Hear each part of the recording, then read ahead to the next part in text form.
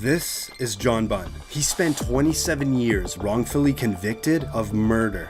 I'm an innocent man, Your Honor, and I have always been an innocent man. While living in Brooklyn, New York, Bunn was only 14 years old when he was arrested by NYPD detective Louis Scarcella. Bunn later spent 16 years behind bars and then 11 years out on parole, where he still fought to prove his innocence. Then finally, his conviction was overturned based on the wrongdoing of Detective Scarcella and the fact that there wasn't even probable cause to arrest Bunn in the first place.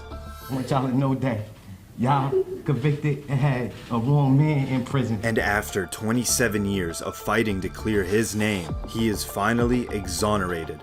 I want to say thank you, Your Honor, because in 27 years, I've been fighting for my life. But before he leaves the courtroom, he has a moment with the judge. Bunn later filed a lawsuit against the city of New York and Detective Scarcella. This is David Ranta. He spent 22 years behind bars for a murder he did not commit. In Brooklyn, New York, Ranta was arrested by Detective Louis Scarcella. Yes, this is another wrongful conviction that's connected to Scarcella. Ranta was put in a police lineup run by Scarcella and was identified as the shooter. But decades later, reportedly, the key witness revealed that the detective had provided him with a description of whom to pick in the lineup. There was no physical evidence linking Ranta to the killing, and the evidence presented to the jury was allegedly fabricated. Ranta was then convicted and sentenced to 37.5 years to life in prison. But after spending over 2 decades in prison, the former witnesses admitted that they were pressured into testifying against Ranta.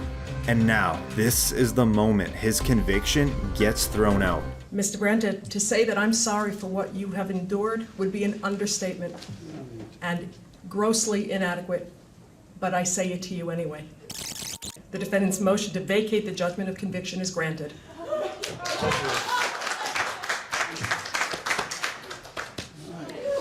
After his handcuffs were removed, he hugged his family. With all he owned thrown over his back, Thank you all. Thank you. he walks out a free man. After his release, he reportedly received $2 million from the state and a $6.4 million settlement from the city of New York.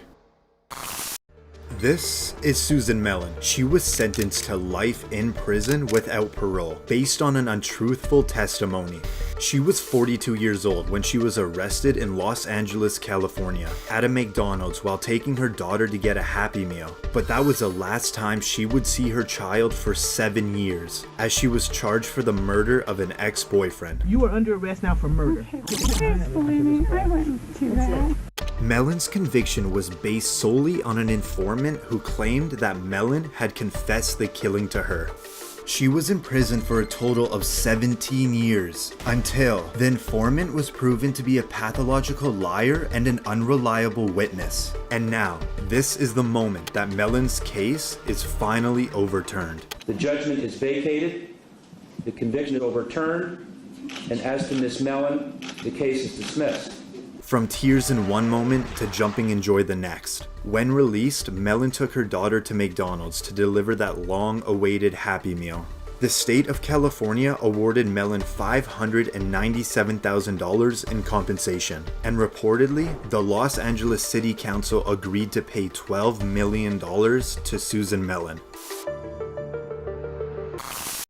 This is Luis Vargas. He was sentenced to 55 years to life for crimes he did not commit. Vargas was 29, living in Los Angeles, California, when he was charged with 3 sexual assaults. Based on the similar descriptions of these crimes, police concluded that it was the same person that committed all 3 attacks. Vargas was later convicted on all counts, and he spent a total of 16 years in prison until the California Innocence Project tested DNA on the remaining physical evidence and clothing from one of the victims, and it was not a match, proving that Vargas did not commit these crimes. He is in fact innocent because the evidence will show that undermines the prosecution's case. Vargas sat silently when he was exonerated from all crimes. Vargas only had one simple wish from his mother for when he would become a free man. Please buy me a big hamburger and we eat it together. Reportedly, after Vargas was exonerated, he received $886,000 in state compensation.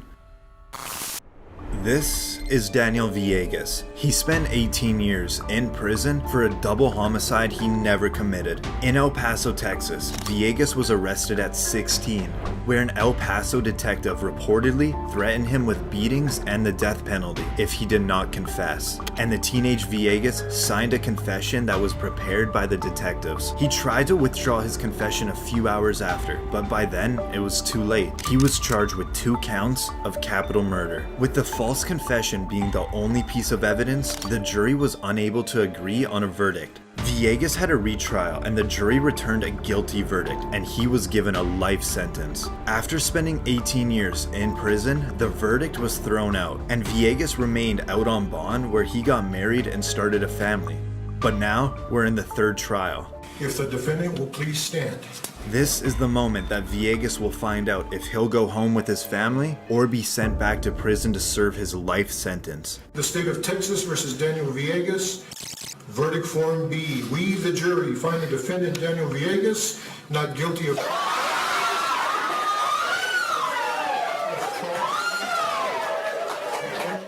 Villegas is now a free man. You are no longer under any conditions. You are free to leave.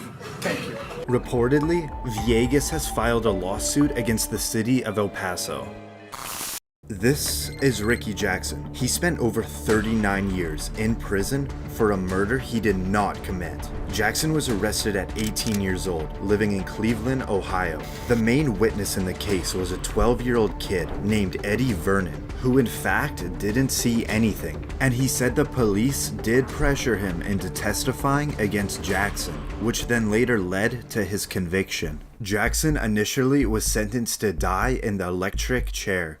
But after spending 2 years on death row, his death sentence was reduced to life in prison. Nearly 4 decades later, the now 52-year-old Eddie Vernon came forward with the truth, stating that he never saw the murder happen. Charges against Jackson were then dropped, and after being wrongfully imprisoned for 39 years, this is the moment that Jackson hears that he is free to go. Mr. Jackson, you're going to be free to go. Life is filled with small victories, and this is a big one. I wish you good luck. Thank you. All right. Jackson is now outside for the first time as a free man.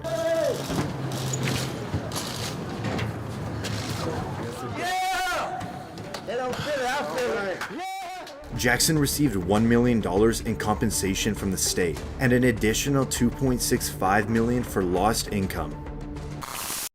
This is Kirsten Lobato. She served 16 years in prison for a murder she did not commit. At 18 years old, she was charged with the brutal murder of a homeless man in Las Vegas. She was first convicted of first-degree murder, but on a retrial, she was convicted on the lesser charges of voluntary manslaughter and sentenced to 13 to 45 years. And after spending 16 years behind bars, a new hearing was presented with evidence that confirmed the actual day of the victim's death was when Lobato was 3 hours away with her family, proving that Lobato could not have possibly committed these crimes. This is Lobato outside for the first time as a free woman.